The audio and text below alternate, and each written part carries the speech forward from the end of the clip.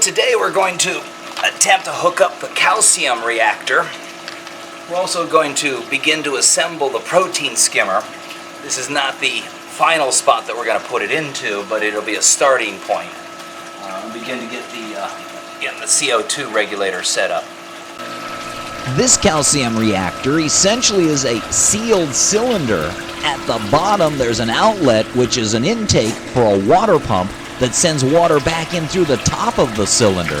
Within the cylinder is the calcareous gravel, and in the top of the unit is the outlet, which is a barbed nipple that in turn, that water leads to the inlet side of the protein skimmer, where this somehow allows it to discharge its excess CO2. So we'll go ahead and start with the protein skimmer first. The first thing we want to do is deal with the exit end of the protein skimmer. This being a downdraft skimmer, the water is pumped up from a pump into the unit. It then creates the aeration, blowing air and water into the main body of the protein skimmer.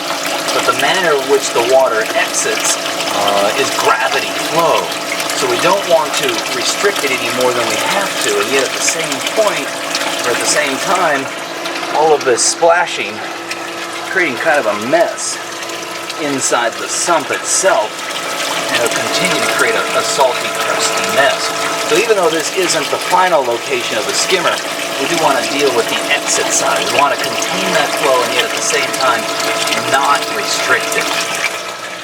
So I've got some fittings here. There's a T. We're going to come out of the protein skimmer into the T. One half of the T will have a vent pipe on top of it so it can breathe. The other half will have an extension going down below the water's surface. That should eliminate the splashing, the noise, as well as the vent shouldn't cause any restriction in the flow. So once again, the T will allow us to create a vent which will allow the pipe to breathe so that the water going down the tube will not crash as heavily and create so much aeration and splashing. The top of the vent simply allows it to breathe so that it can move under its own flow, not under a restricted situation where it would create a siphon and it would start that gurgle, gurgle, or suck, suck noise. And as you can see, the noise and the splashing have totally disappeared. And here's the tip of the hose that's under the water's surface. Obviously there are still some air bubbles, but there's not as many of the crashing air bubbles as there were. Additionally, since the top of the T is open, what I'll call a vent, it can breathe, so there's no chance of a siphon starting. This is a downdraft style protein skimmer. These type of skimmers use a strong high-pressure water pump to pass water through a Venturi valve. A Venturi valve essentially is a valve with a restriction in it, and pressure builds up on this side of the restriction. On the far side of the restriction, it becomes a low-pressure situation, and through the use of a small inlet, air is drawn automatically down into the water mixture, and that in turn is blown into the protein skimmer. We can increase the foam level by adjusting the air intake valve on the inlet side or the gate valve on the discharge side of the skimmer. Let's now take a look at the calcium reactor. So after reading the instructions, it appears as though the basic operation is we're going to need a supply pump that's going to move the water from either the sump or the tank. In our case, we're going to use a small power head and pump it to this inlet fitting on the bottom side of the calcium reactor.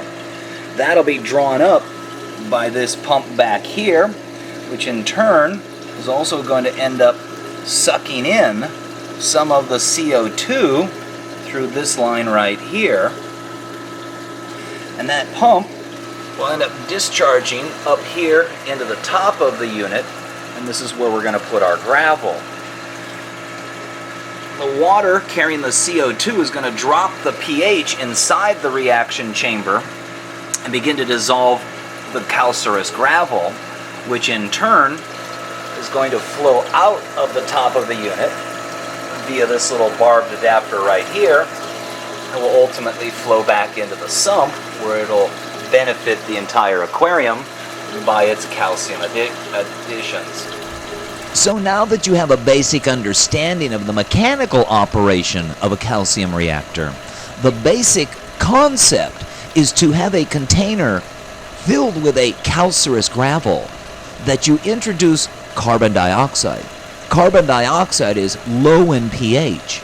It will cause the calcareous gravel to begin to dissolve. That dissolved calcium substance is what is introduced into the tank. It's that calcium substance that provides the corals what they need so that they can grow. So let's go ahead and talk briefly about the type of gravel that we would put in a reactor. This here being some of that calcareous media. There's many different brands. This one is essentially an aragonite or a crushed coral, calcareous in nature. And that's what we're going to rinse and fill inside the reactor. So you can see here, it's just a calcareous gravel. But we need to take and rinse it free of the dust and small pieces. So, that's what will happen.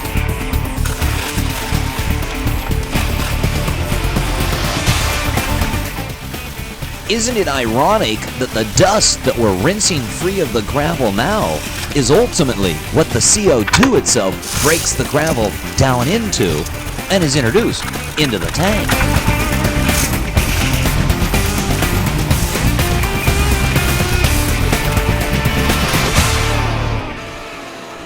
And now that we've placed the cleansed gravel into the calcium reactor, it's time to reseal the unit. It's important to make sure that this is done properly because for all intents and purposes, this is a pressurized vessel.